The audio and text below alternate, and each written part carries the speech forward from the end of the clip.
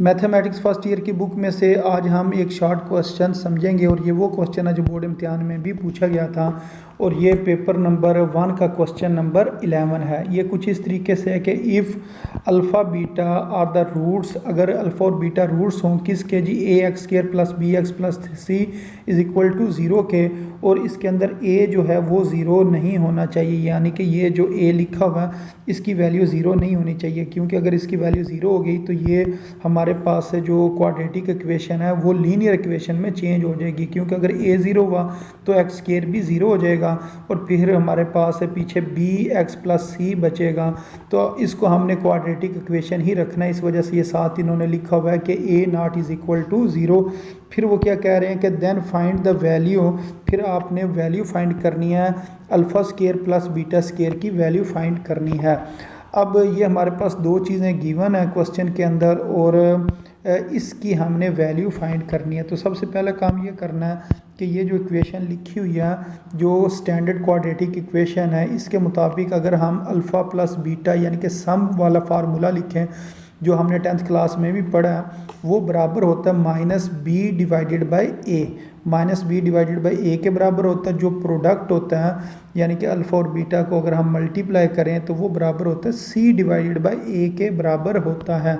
ये वाला फार्मूला आपको वैसे भी याद होना चाहिए कि सम का फार्मूला होता है माइनस बी ओवर ए और प्रोडक्ट जो है वो बराबर होता है सी ओवर ए।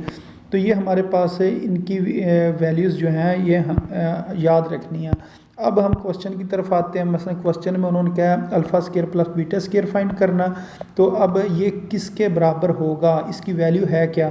तो सबसे पहले हम ये फार्मूला लिखेंगे, हम कहेंगे हमें पता है अल्फ़ा प्लस बीटा होल का स्क्र बराबर होता है अल्फ़ा का स्क्र प्लस बीटा का स्क्र प्लस 2 अल्फ़ा बीटा। जिस तरह हमारे पास फार्मूला होता है ना ए, जिस तरह हम यूँ लिखते हैं कि ए प्लस बी होल का स्क्र ये बराबर होता है अल्फ़ा स्क्र यानी कि ए का स्क्र फर्स्ट टर्म का स्क्र प्लस सेकंड टर्म का स्क्र फिर प्लस 2 फार्मूले का फर्स्ट टर्म और सेकंड टर्म। अगर इस जगह पर दरमियान में प्लस हो तो इधर प्लस आता है 2 के साथ, और अगर इस जगह पर माइनस होता तो फिर 2 के साथ क्या आना था, माइनस आना था, लेकिन ये वाला साइन हमेशा प्लस का ही आता है। तो इस फार्मूले के मुताबिक सिर्फ ए की जगह अल्फ़ा लिखा हुआ है और बी की जगह बीटा लिखा हुआ है। तो ये वाला हमने पहले फार्मूला लिख लिया। अब हमने तो सिर्फ वैल्यू फाइंड करनी है इसकी alpha square plus beta square की। तो इसका मतलब ये है कि ये वाली जो रकम इधर प्लस हो रही है इसने दूसरी तरफ जाकर माइनस हो जाना। तो अब इसको हम दूसरी तरफ ले जाएंगे, मसलन प्लस 2 अल्फ़ा बीटा को इक्वेशन के दूसरी तरफ ले आए तो ये आ गया जी अल्फ़ा प्लस बीटा होल का स्क्र माइनस 2 अल्फ़ा बीटा, ये किसके बराबर होता है alpha square plus beta square के बराबर होता है। तो यही चीज़ हमने फाइंड करनी थी, ये अब हमने इस जगह पर इसकी वैल्यू फाइंड कर ली। अब सिर्फ वैल्यूज़ पुट करनी है, अल्फ़ा प्लस बीटा की वैल्यू पुट करनी है क्वेश्चन में से देखकर, ये जो ऊपर हमने लिखी हुई है तो इसकी वैल्यू क्या होती है माइनस बी ओवर ए। तो अल्फ़ा प्लस बीटा की जगह पर हम लिख देंगे माइनस बी ओवर ए, फिर माइनस 2 अल्फ़ा बीटा। तो अल्फ़ा बीटा की भी वैल्यू ये हमने ऊपर लिखी हुई है सी ओवर ए, वो इसके नीचे हमने लिख देनी है सी ओवर ए। अब इस इक्वेशन को हम यानी कि इस चीज़ को हम सॉल्व करते हैं ब्रैकेट को, तो इसके ऊपर लिखी हुई है पावर 2। पावर 2 जो होती है वो इवन होती है, वो ब्रैकेट के अंदर वाला माइनस ख़त्म कर देती है। तो यहाँ से फिर ये जो पावर है 2 ये बी के ऊपर भी आएगी और ए के ऊपर भी आएगी, ये बन जाएगा b square divided by a square.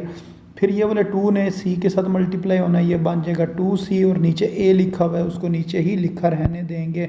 अब हमने इसका एलसीएम लेना, तो एलसीएम इस तरीके से लेना है, इसके नीचे ए स्क्र लिखा है और इधर ए लिखा हुआ, तो एलसीएम क्या आ जाएगा ए स्क्र ही आ जाएगा। अब अगर ये दोनों चीज़ें सेम हो तो ऊपर वाली चीज़ इसी तरह आ जाती है, यानी कि ऊपर बी स्क्र इसी तरह आ जाएगा। अब ये ए है ये ए स्क्र है, यानी कि ए को हम किस चीज़ से मल्टीप्लाई करें तो ए स्क्र बनता है। तो वो हमें पता है कि अगर हम ए को मल्टीप्लाई करें ए के साथ तब ए स्क्र बनता है। अब इस ए ने मल्टीप्लाई होना है जो बी ए के ऊपर लिखा हुआ है, ए के ऊपर क्या लिखा हुआ है 2c, तो इस ए ने मल्टीप्लाई होना है 2c के साथ। तो जब इन दोनों को मल्टीप्लाई करेंगे तो हमारे पास जवाब आ जाएगा 2ac। तो ये इस जगह पर इस तरीके से 2ac बनता है। तो इस जगह पर हमने सिर्फ एलसीएम लिया, तो इस जगह पर गलती हो सकती थी कि ये वाला ए आप लिखना भूल सकते थे, इस वजह से ये मैंने आपको बता दिया कि किस तरीके से इसका एलसीएम लिया जाता है।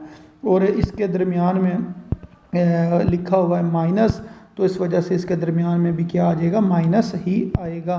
तो इस तरीके से ये हमने इसका आंसर निकाल लिया, alpha square plus beta square जो कि बराबर था b square minus 2ac divided by a square के बराबर था। तो उम्मीद है आपको इस क्वेश्चन की समझ आ गई होगी।